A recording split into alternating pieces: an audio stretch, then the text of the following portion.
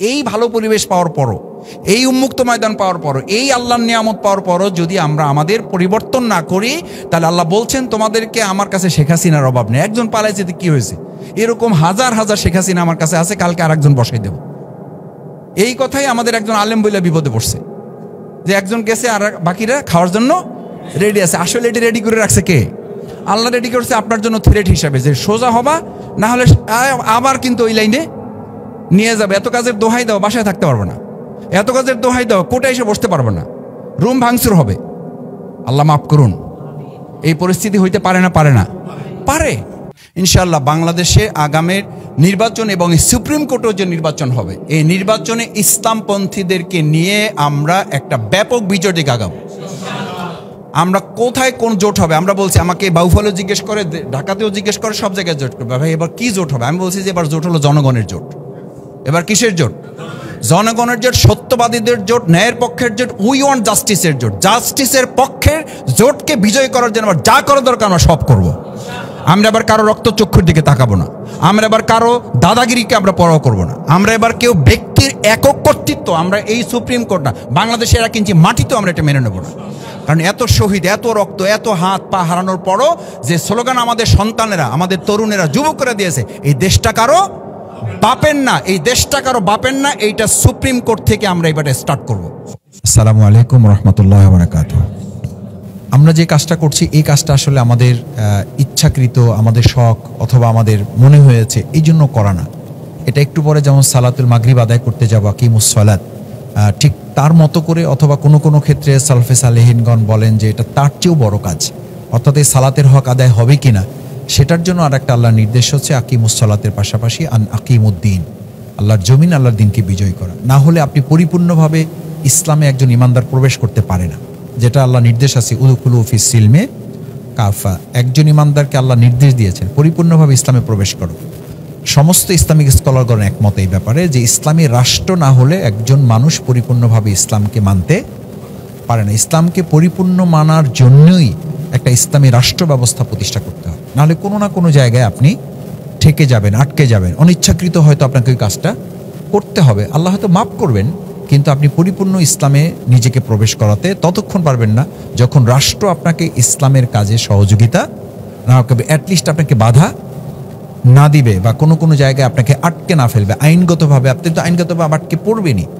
আমি সবসময় বলি যে এই মানে উদ্গ্রীবটা, এই উদ্বেগটা, এই উৎকণ্ঠাটা একজন সাধারণ মানুষের যত থাকার কথা, তার চেয়ে অনেক বেশি কিন্তু আপনাদের থাকার কথা।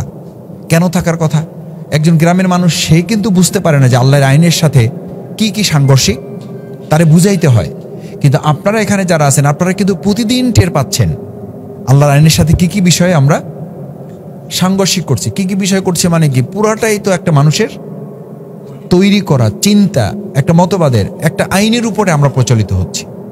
একজন বিবেকবান ইমানদার মানুষ হিসেবে তো আপনাকে এটা ক্ষতবিক্ষত করার কথা, আপনাকে তো প্রতিদিন আহত করার কথা, ইমানকে প্রতিদিন আপনার উদ্বেগ উৎকণ্ঠিত হওয়ার কথা। আমি কি করছি? যেখানে আল্লাহ সুবহানাহু ওয়া তাআলা কোরআনের 4 জায়গায় এভাবে একইভাবে বর্ণনা করেছেন, ওমান লাম ইয়াহকুম বিমা আনজালাল্লাহু ফাউলাইকা হুমুল কাফিরুন জালিমুন জাহিলুন মুনাফিকুন। এই যে 4 ভাবে আল্লাহ তাআলা পরিচয় দিয়েছেন, এটার কোনোটার সাথে যে আল্লাহ যেন আমাদেরকে সম্পৃক্ত না করেন। তো এই সম্পৃক্ত না করেন শুধু চাইলে তো হবে না, এই কাজটার জন্যই আমাদেরকে প্রচেষ্টা চালাতে হবে।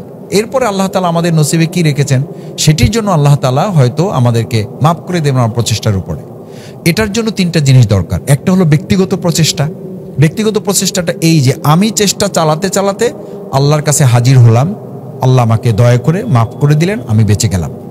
আর একটা হচ্ছে আমাকে শুধু বাঁচলে হবে না, ইসলামটা কিন্তু মানে সিলেক্টিভ না, আপনি না, ইসলামটা কালেকটিভ। ওই যে আবার বলছি যে ইসলামী রাষ্ট্র ব্যবস্থা তৈরি না করলে আপনি কিছু আইন মানতে পারবেন, পরিপূর্ণটা মানতে পারবেন না। সেই জন্য আপনাকে নিজেকে বাঁচতে বলা হয়েছে, আহালকে বাঁচতে বলা হয়েছে, এবং একটা রাষ্ট্র ব্যবস্থা প্রতিষ্ঠার জন্য আপনাকে হাক্ক জিহাদিহি, জাহিদু ফিল্লাহি হাক্ক জিহাদি, সর্বোচ্চ চেষ্টায়। সর্বচেষ্টার কথা কিন্তু এরকম না, ভাই চেষ্টা করলাম কাজের ফাঁকে, বুঝিনি তো, আমরা তো আইনজীবী, আমরা তো আপনাদের মতো না। তো প্রত্যেক মানুষই যদি এভাবে তার ব্যস্ততা দেখায়, এটাকে আল্লাহ তাআলা ইঙ্গিত করে মা গর্রাকা বিরব্বিকাল কারীম, তোমাকে আমার দিন থেকে, আমার কাজ থেকে কে তোমাকে ফিরিয়ে রাখলো? এই ফিরে রাখলো কে? ফিরে রাখলো আমার আইন, ফিরে রাখলো আমার ব্যবসা, ফিরে রাখলো আমার চাকরি, ফিরে রাখলো আমার দুনিয়াবি ব্যস্ততা। এই জায়গাগুলো থেকে আমাকে বাঁচার জন্যই এমন একটা পরিবেশ আপনার তৈরি করা, যেই পরিবেশটা আপনাকে আল্লাহর দিনের কাজে সহযোগিতা করবে। দেখেন, আমাদের দুনিয়াটা এখন আমাদেরকে আল্লাহর দিনের কাজে, দিনের প্রতিযোগিতা করতে সহযোগিতা করে না, দুনিয়ার প্রতিযোগিতা। এই আপনার প্রিয় সংগঠন বাংলাদেশ জামাত ইসলামী আপনাকে কেবল মাঝে সাঝে একটু কি করে দেয়, স্মরণ করে দেয় যে ভাই দুনিয়ার প্রতিযোগিতা তো সবাই করতেছে, আপনি না হয় একটু কিসের প্রতিযোগিতা করলেন? কিসের? দিনের প্রতিযোগিতা। সবাই তো দুনিয়ার পিছনে ছুটতেছেন, আপনি না হয় একটু কিসের পিছনে ছুটলেন? পরকালের পিছনে ছুটলেন। সবাই তো দুনিয়ার সফলতার জন্য চেষ্টা করতেছে, আপনি না হয় একটু পরকালের সফলতার জন্য চেষ্টা করলেন। এই কথাটুকু বলার একটা এনভায়রনমেন্টে আপনি জামাতের এই পরিবেশে আসেন, আর আল্লাহ তাআলা যদি সামগ্রিকভাবে এরকম একটা পরিবেশ তৈরি করে দেয়, তাহলে দিনের কাজ আরো সহজ হবে না আরো কঠিন হবে?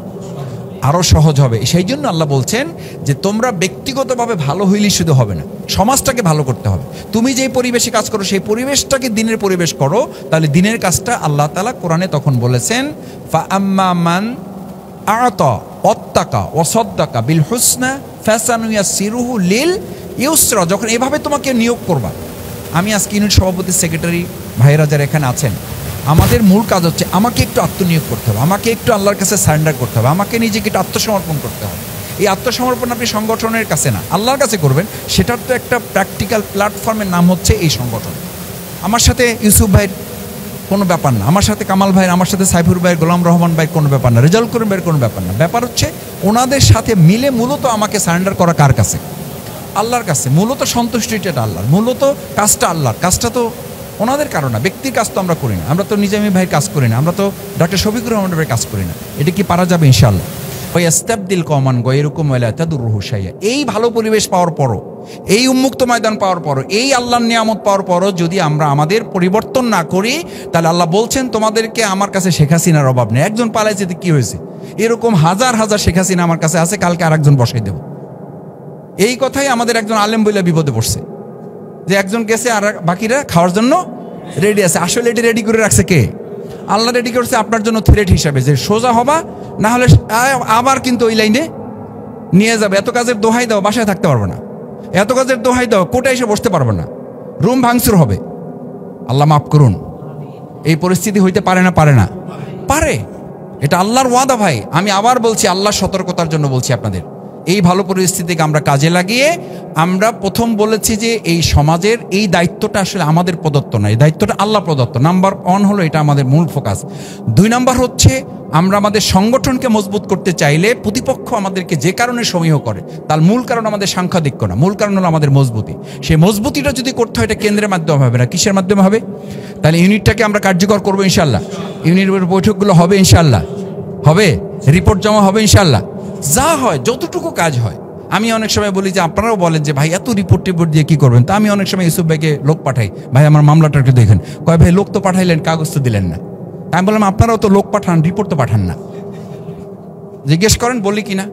আমি বললাম যে লোক ভালো ভাই, বাউফলের লোক, একটু দেখে মামলাটা একটু করে দেন। কয় ভাই উনি তো কিছু নিয়ে আসে নাই, আবার ফাইল নিয়ে আসছে, মূল কাগজ নিয়ে আসে নাই। তা আমি বললাম এত কাগজ চান একটা মামলা চালানোর জন্য, আর এত বড় একটা সংগঠন চালানোর জন্য? যেই রিপোর্টের কথা কই সাইবুর ভাই কয় সংগঠন করবেন না রিপোর্ট দেখবেন।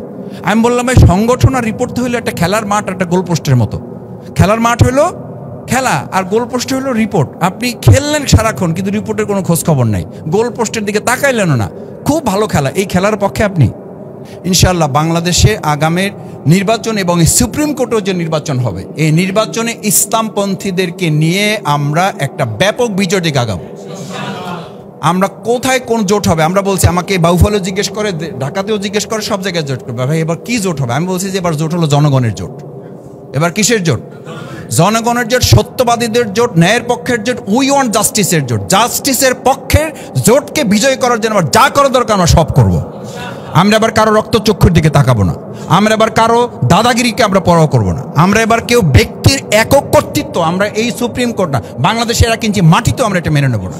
কারণ এত শহীদ, এত রক্ত, এত হাত পা হারানোর পরও যে স্লোগান আমাদের সন্তানেরা, আমাদের তরুণেরা, যুবকরা দিয়েছে, এই দেশটা কারো বাপের না, এই দেশটা কারো বাপের না, এইটা সুপ্রিম কোর্ট থেকে আমরা এবারে স্টার্ট করব।